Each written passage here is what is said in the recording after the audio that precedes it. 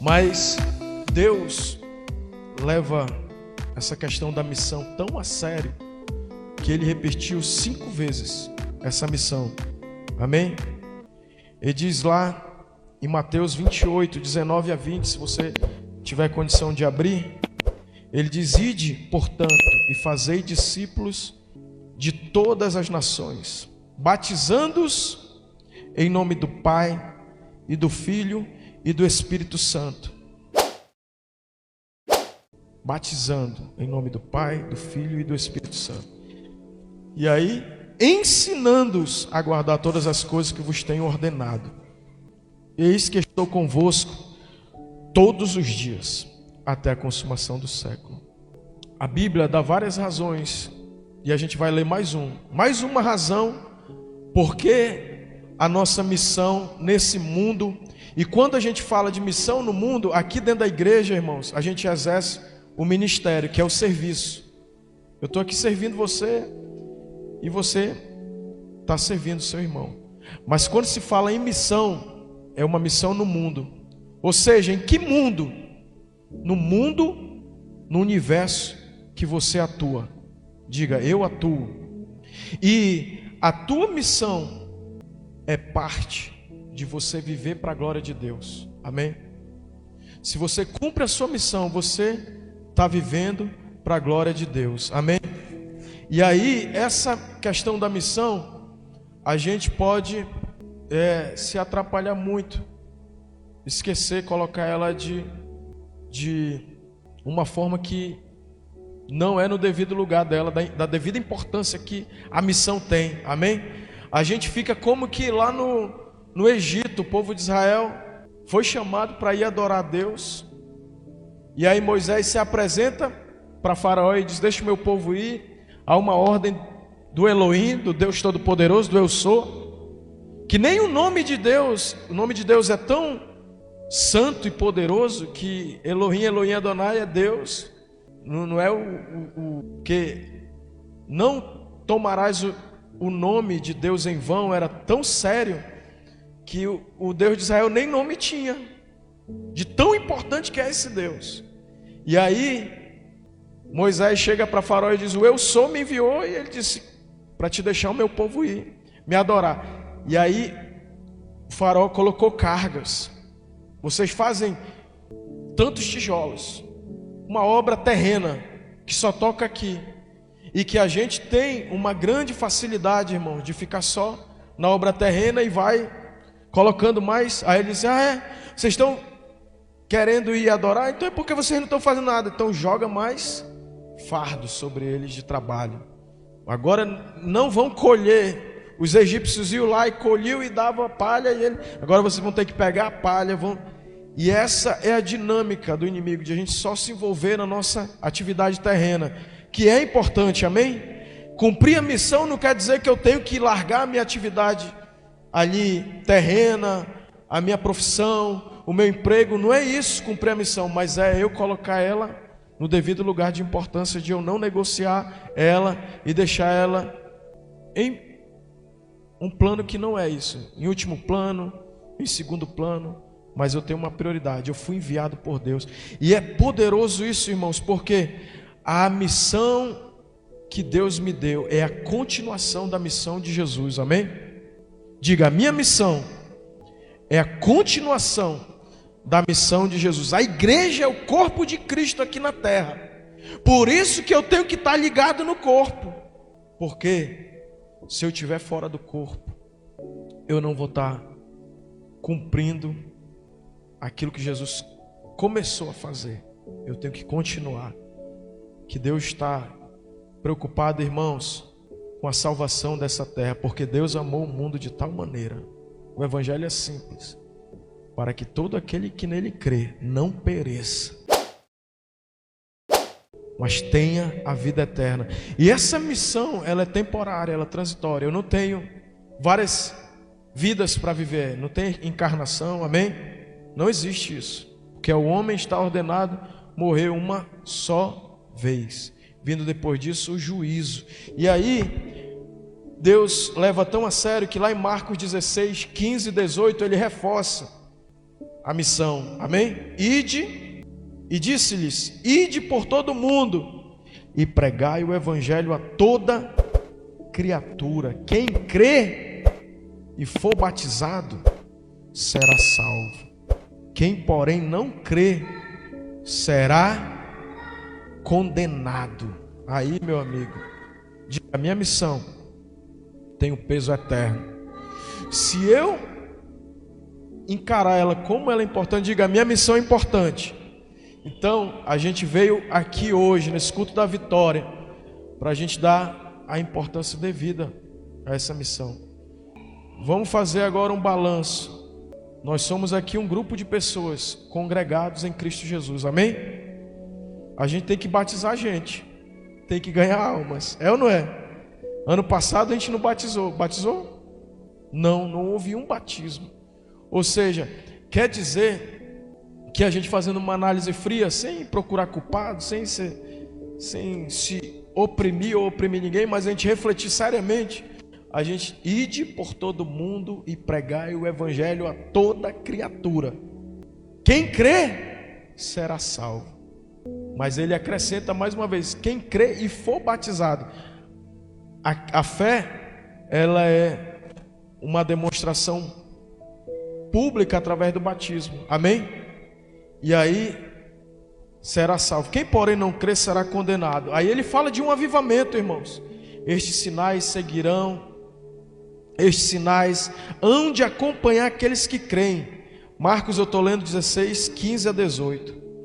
Estes sinais hão de acompanhar aqueles que creem. Em meu nome expelirão demônios, falarão novas línguas. Olha aí, queridos, a missão da igreja, a missão de cada um de nós: libertar, né? Em meu nome, aqueles que creem. Estes sinais hão de acompanhar aqueles que creem. Em meu nome, o nome de Jesus, digo, o nome de Jesus vai nos dar o quê? Expelirão demônios, falarão novas línguas. Fala do mover do Espírito Santo, fala do poder de libertação. Pegarão em serpentes, fala de proteção, amém? Contra os ataques do diabo. Eu quero declarar que o diabo está amordaçado, o diabo está cegado, o diabo está atado nos seus pés e nas suas mãos, em nome de Jesus. Porque às vezes, irmãos, a gente começa a viver a vida achando que não existe uma guerra espiritual, é ou não é? Que tudo é natural, a gente naturaliza, racionaliza tudo. Mas Deus, nessa grande comissão, nessa missão que Ele nos comissionou, Ele fala da batalha espiritual, Ele fala da proteção. Pegarão em serpente, é hora de a gente pegar a serpente e mandá-la embora, amém? Quando alguém vê uma serpente, tem que pegar nela e jogar ela, tirar daquele território, é ou não é? Mas Ele não está falando aqui, é uma figura de linguagem. Lá no Éden, a serpente tipifica Satanás, o nosso adversário, o nosso inimigo, é ou não é? E agora ele está dizendo: pegarão em serpentes, e se alguma coisa mortífera beberem. Irmãos, olha aqui para mim, o diabo, quando eu comecei a trabalhar na política, olha aqui para mim, isso é muito interessante. Eu não entendia por que os políticos, eles tinham maior onda para tomar alguma coisa, ou para lá no... Era um negócio cuidado e tal, para beber alguma coisa. E aí nos bastidores eu fui ver que todo político tem um suplente, irmão. E o que tem de pessoas que envenena isso no histórico de poder, o que tem de gente querendo tomar posição, é ou não é?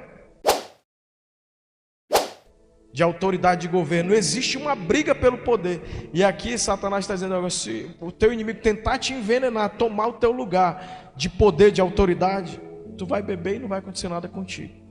Porque se morre um que está na cadeira ali imediata, que está exercendo o poder, o outro quer envenenar, quer sabotar, como é que se diz? Tem um termo mais, quer conspirar, né? E aí Deus está nos dando aí, ó, meu irmão, ainda que haja uma conspiração do inferno para querer te envenenar, ou seja, que você morra, eu estou te protegendo dessa batalha. Não lhes fará mal, e se impuserem as mãos sobre os enfermos, eles ficarão curados. Irmãos, é tempo Diga assim: eu sou as mãos de Jesus. Eu sou os pés de Jesus. Jesus, querido, só vai falar se eu pregar. Amém? Só vai falar se eu pregar. E o pregador daquilo que Jesus fez em mim. Isso aqui é básico. A gente tem uma grande inclinação a esquecer o que é a salvação, irmãos, porque a gente se acostuma na bênção de Deus. Mas eu fui resgatado, e você foi resgatado do pecado, da escravidão de Satanás. Em alguma algema você estava preso, e a gente começa a viver essa liberdade em Deus, amém? Essa liberdade. E a gente tem uma grande tendência a esquecer de que pessoas estão lá acorrentadas no pecado, escravizadas, como nós estávamos. Quem aqui pode dizer: eu na igreja, salvo em Cristo Jesus, é um milagre? Quem é esse milagre assim? Eu nunca me imaginei na igreja, eu não tinha como estar na igreja, mas alguém, hoje até o pastor Xavier se converteu na nossa família e começou a falar da experiência dele com Jesus. E eu, um adolescente já escravo, num nível muito ruim, mas a gente não pode se esquecer disso, irmão, da nossa salvação. Davi, o grande rei Davi, diz: restitui-me a alegria da minha salvação. Então eu ensinarei. Ele tinha caído, né, com Betseba lá, e Natã foi e confrontou ele no Salmo 51. E ele diz: pequei contra ti, Senhor, contra ti. Pequei contra Deus. Ele falou, a gente até confunde com o filho pródigo, né? Mas ele disse: eu pequei. Eu nasci em iniquidade, em pecado me concebeu minha mãe. E aí ele começa aquele processo, diz: restitui-me a alegria da tua salvação. Então eu ensinarei os pecadores o teu caminho. E aqui, como é importante isso, ele vai insistindo. Lucas 24, 47, abra aí rapidamente. Ele vai insistindo, ele diz: e que em seu nome se pregasse arrependimento para remissão de pecados a todas as nações, começando de Jerusalém. Irmãos, a gente está hoje aqui como uma igreja que tem uma missão, amém? Que tem uma missão. E essa missão é importante. E não é no sentido, queridos, de a gente ir para aquele, vamos dizer assim, para aquela cultura de uma igreja empresa, de resultado, de um crescimento pelo crescimento. Quantos estão me entendendo, irmão? Mas de a gente não desistir da missão, de assumir a missão que Deus nos deu, de pregar o evangelho. Lucas, ele está falando aí, Jesus está dizendo: e que em seu nome, tudo isso é Jesus, se pregasse arrependimento para remissão de pecados a todas as nações, começando em Jerusalém. E aí é importante, queridos, a gente refletir. João 20, 21, Jesus insiste nisso. Jesus repete mais uma vez: disse-lhes, pois, Jesus outra vez, olha só como está Jesus falando da mesma missão, outra vez, disse-lhe Jesus outra vez: paz seja convosco, assim como o Pai me enviou, eu também vos envio. Diga assim: eu fui enviado por Jesus, eu estou nessa terra agora, porque Jesus me enviou, queridos. Eu não estou aqui para exercer a minha atividade profissional. Na verdade, todas as nossas atividades são importantes, amém? Mas elas são, como é que diz aquele termo? São bico. O nosso verdadeiro trabalho que vai repercutir é o que a gente fizer em Deus. E aí Deus ele estabeleceu esse envio, né? Esse envio. Jesus: assim como eu fui enviado pelo Pai, eu estou te enviando. Aí versículo agora, Atos 1:8, mas recebereis poder. Irmãos, e olha só, o poder de Deus é liberado no posicionamento da missão. Ele diz: mas recebereis poder ao descer sobre vós o Espírito Santo, quando você estiver testemunhando, diga testemunhando. Nós não temos que fazer nada, a testemunha só tem que dizer o que aconteceu na vida dela. A gente não tem que criar uma coisa complexa, a gente só tem que dizer o que aconteceu na nossa. Quantos tiveram uma experiência genuína com Jesus aí? Quem teve? É a nossa missão, irmãos, falar o que Jesus fez na minha vida. Mas e quando você está testemunhando, quando alguém é convocado para depor como testemunha na justiça, ela não tem que falar nada mais, nada além da experiência que ela teve. Não, aconteceu isso, isso, isso. Vocês estão me entendendo, irmãos? Então, no reino de Deus, você recebe poder. Jesus está dizendo aí, vocês vão receber poder para ser testemunha, para falar aquilo. Quando tu fala daquilo que Deus fez na tua vida, você recebe poder, amém? Para testemunhar onde? No teu universo. A partir do ponto, Jesus não nos trouxe aqui, irmãos.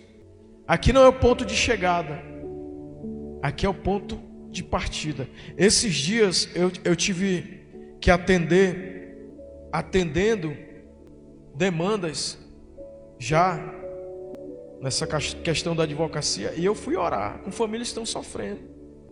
E ali eu quero dizer que a tua profissão, você não está ali no teu trabalho, ali onde você exerce alguma atividade, ainda no contexto doméstico, né? Que o trabalho doméstico também você interage com pessoas. Tu não vai ali naquela mercearia, nem sei se existe mais mercearia, né? Mas naquele mercadinho, você não está ali por acaso, irmão. Você está para testemunhar. É indo e testemunhando a experiência que você teve, amém?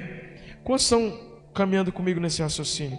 Aí eu vou. Por que eu estou falando isso, queridos? Porque na minha agenda de ministração, esse é o mês do evangelismo. E evangelismo é a missão no mundo. É a missão no mundo. Você e eu estamos no mundo para testemunhar Jerusalém, Judeia, Samaria e até os confins da terra. Jerusalém, onde você mora. Vamos dizer Judeia, onde você trabalha, estuda. Samaria, em lugares que você tem uma possibilidade de ir lá. Confins da terra, quem sabe, né? Deus vai nos enviar para uma cidade do estado do Amazonas. Deus vai nos enviar para uma cidade já de outro estado, né? Quem sabe Deus pode nos enviar para uma nação. Mas por que Jesus falou 5 vezes aí sobre essa missão? Porque Ele quer dizer, eu realmente quero que vocês levem isso a sério, que vocês estudem esses 5 versículos, essas 5 incumbências dadas por Jesus, e aí no detalhe de eu analisar essa missão, ide por todo o mundo e fazei discípulo de todas as nações, batizando-os em nome do Pai. Nessa reflexão, nessa atenção ao detalhe dessa missão na terra, nós vamos entender quando a gente tem que cumprir a nossa missão. Diga quando? Agora. É o único tempo que a gente tem. É urgente, né? Quando você está com alguém, eu estou cuidando de casos que tem pessoas presas. Sabe como é que você coloca? Réu preso em regime de urgência. A gente está nessa urgência, irmãos. Quando que eu vou fazer algo para a salvação dos perdidos? Diga, quando? É urgente. Pode ser que amanhã a pessoa morreu e aí a eternidade já está definida. Morreu, segue-se o juízo. Agora, uma outra questão que a gente vai entender: onde eu vou cumprir essa missão? Diga, onde? Isso é importante. Onde? Aí tu começa a ligar o teu radar. Onde? Aqui. Aonde eu estou, no meu universo, na minha geração. Lá, primeiro eu tenho que trazer toda a minha família, amém? E nós vamos trazer a nossa família completa para Jesus, amém?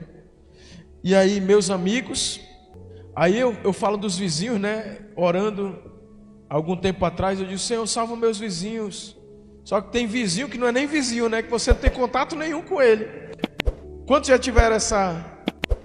Eu moro aqui, um cara do meu lado que eu não tenho um relacionamento. Mas aí, queridos, fala do vizinho do trabalho, amém? Daquela pessoa que você está próximo, que você se relaciona. Do vizinho da escola.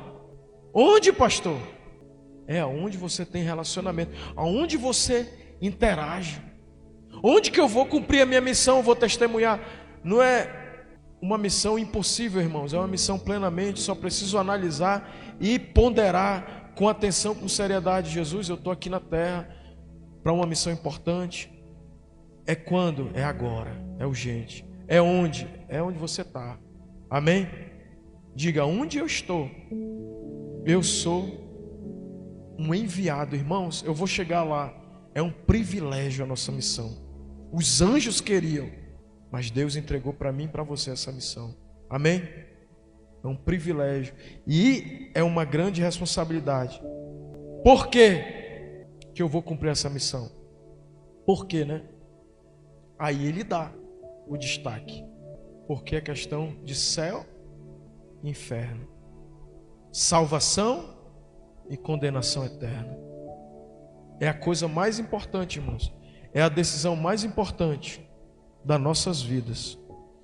Você e eu temos que analisar que nem aquele rico que disse: olha, eu vou construir o celeiro, vou encher de riqueza e depois eu vou curtir a vida. E aí Jesus disse: louco, o que tu tem preparado para quem será, né? Mas hoje vão pedir a tua alma.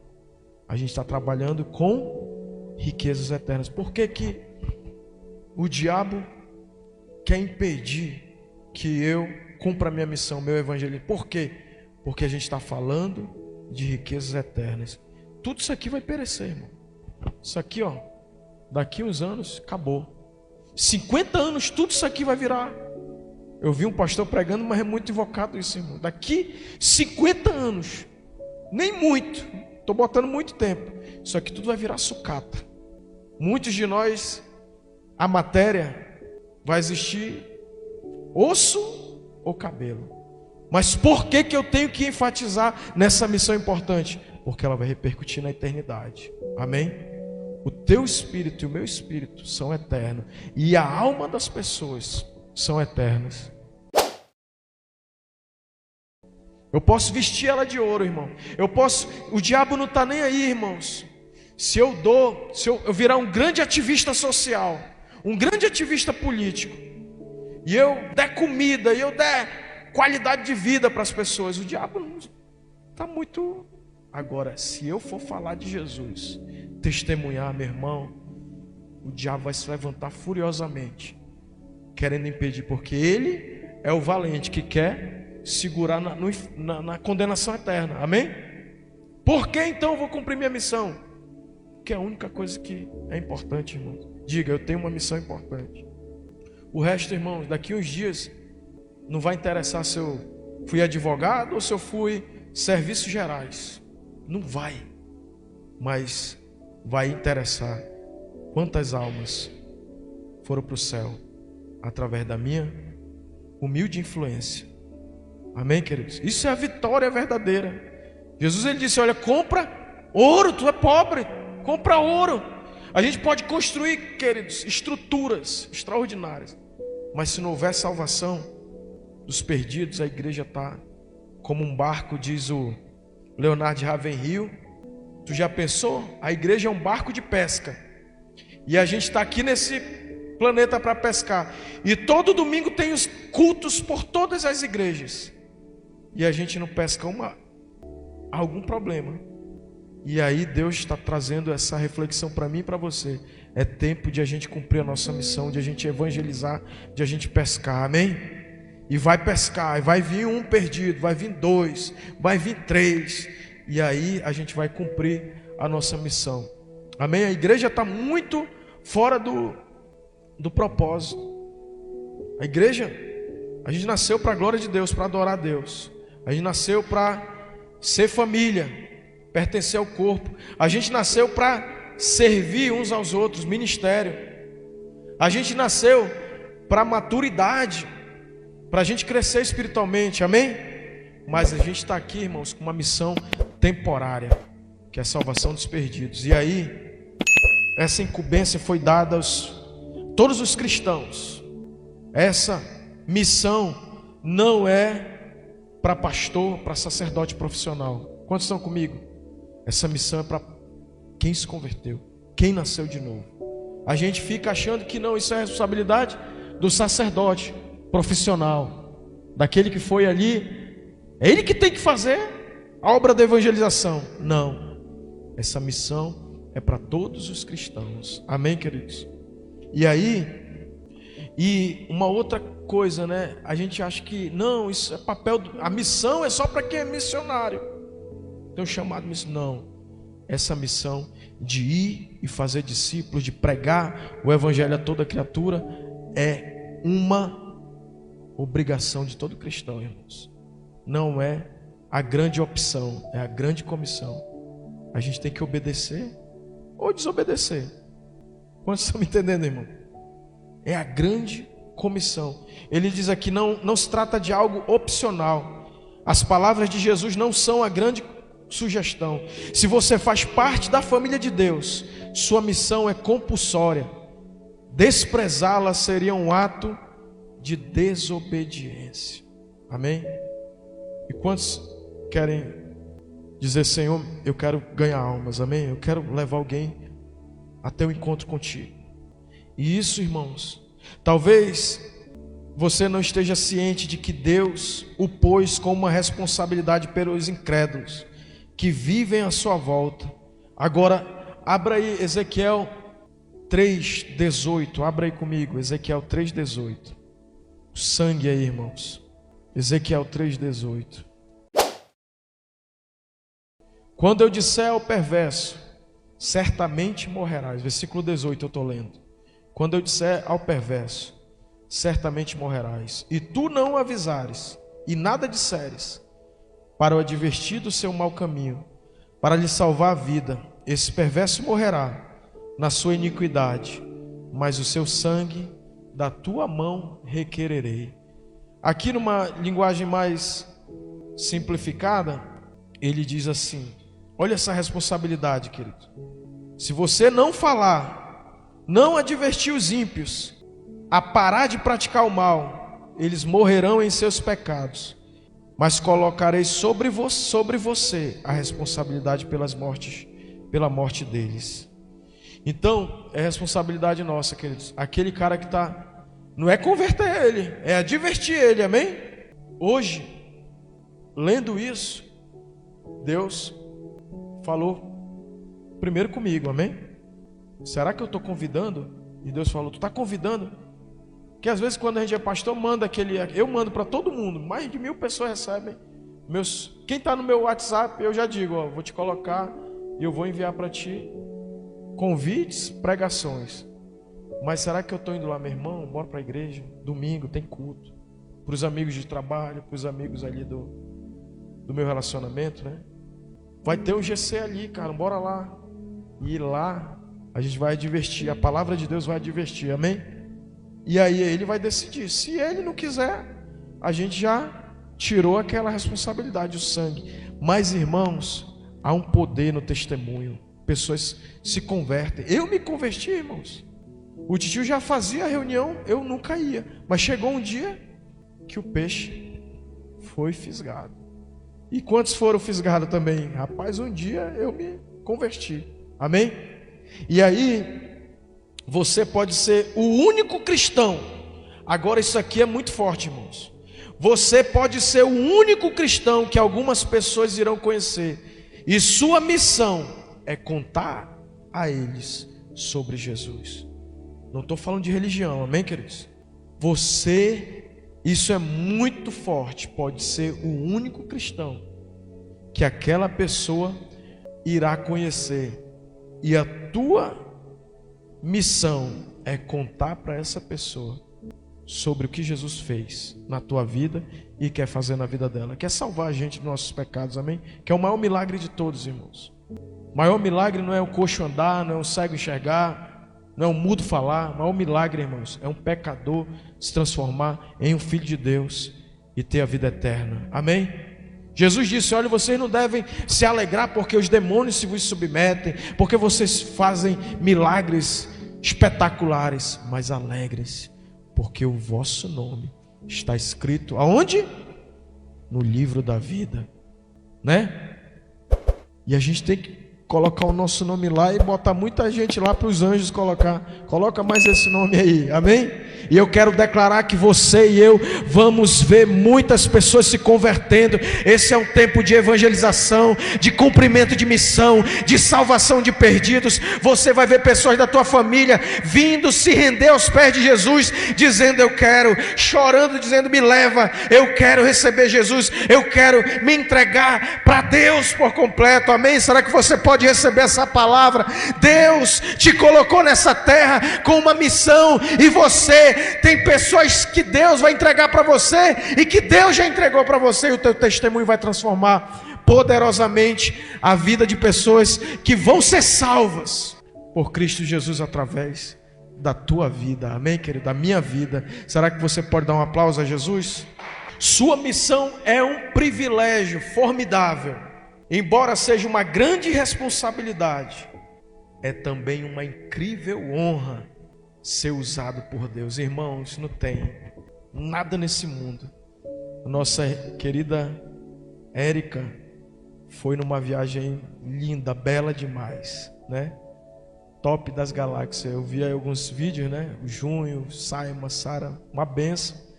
E naquele lugar ali parece uma alegria, né? A gente quando se diverte, mas a alegria de ver alguém sendo salvo, irmãos, é incomparável. De ser usado por Deus, irmãos. É ou não é? Quem já foi usado por Deus sabe. Sabe ou não sabe? Que é uma coisa assim formidável, algo. É melhor do que ir para Disney. Diz que ir para Disney, né? Tem até me ajuda aí, vocês que são empresários, que falaram muito da Disney, né? Tinha um tipo encantado, não sei o que. Tem um cara em Manaus vendendo uma mentoria sobre questão do padrão da Disney, né? De encantar as pessoas, né? Parece-me que é isso. De encantar o cliente, né? Irmãos, eu nunca fui na Disney, mas eu já fui usado por Deus várias vezes. Já vi Deus fazendo coisas através da minha vida, de pequeno, incapaz. Mas, irmãos, eu não sei como é ir na Disney. Eu sei como é se divertir em família, mas é algo formidável, amém? Diga para o seu irmão: é um privilégio formidável. Paulo disse, e eu vou te provar isso agora na Bíblia, 2 Coríntios 5,18. Ora, tudo provém de Deus, que nos reconciliou consigo mesmo, por meio de Cristo, e nos deu o ministério da reconciliação. Irmãos, Paulo diz na Bíblia Viva: todas essas novas vêm de Deus, que nos trouxe de volta a si mesmo, por meio daquilo que Cristo fez. E Deus nos deu o privilégio de insistir com todos, para que se tornem aceitáveis diante dele e se reconciliem com ele. Irmãos, acabou a ministração de hoje. Mas não tem coisa mais assim, você está em paz com Deus. Quantos foram reconciliados aqui? Irmãos, a gente lembra lá, há 20 anos atrás, 10 anos atrás, quando você chegou com sua vida cheia de peso, cheio de culpa, cheio de pecado, e aí Jesus perdoou você. Não tem alegria, não tem nada que se compare com isso. A alegria da salvação. Paulo está dizendo: se reconciliar com Deus. Eu posso estar vivendo, irmãos, com todas as possibilidades que esse mundo pode oferecer, mas se eu não tiver salvação, eu estou com uma sede que só Jesus pode saciar. Aquela mulher no poço, né? E eu quero declarar que a Ieve vai chegar agora e vai beber da água da salvação e vai dar para muitas pessoas. Aquela mulher samaritana estava no poço, Jesus chegou e disse: dá-me de beber. Aí ela disse: como tu, eu sou samaritana e tu, judeu, vem falar comigo? E ela disse: isso é inadmissível. E Jesus disse: se tu soubesse quem é que está te pedindo, eu é que te daria a água da salvação, a água viva, a água que traz a vida. E ela disse: como que tu vai me dar água se tu não tem como tirar? Aí ele disse: eu não estou falando de água aqui, que amanhã tu está com sede de novo. Mas essa água que eu estou te falando é a salvação, que quando tu beber dela, tu nunca mais vai ter sede. Isaías diz, né? Vinde, comprai sem dinheiro e sem preço, bebei das águas da salvação. Mas eu queria que você orasse, pedindo: renova, Senhor, nossa missão dentro de nós, queima de novo esse amor pelos perdidos, amém?